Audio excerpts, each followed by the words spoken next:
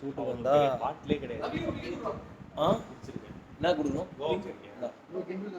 தூக்கி போட்டுறாதீங்களா? தூக்கி தான் போடுவோம். கோல்டுரா பார்த்துடா தூக்கி போட்டு விளையாடுறீங்களா நீங்க தான். இந்த ரிங்கு தூக்கி போடணும். ரவியோட ரிங்கு சரியா? தூக்கி செருப்பு அச்சல்ல எங்கன்னா கண்டமேனிக்கு அந்த மாதிரி அடிக்க கூடாது. ஓகே நான் கரெக்ட்டா தான் அடிப்பேன். தெரியுமே. நீ போடுறியா ப்ளீஸ் கைஸ் பேசி போடுங்க. இரிட்டேட்டிங் பாரு ரிங்கு பத்திரமா தூக்கி கோல்டா ரவி.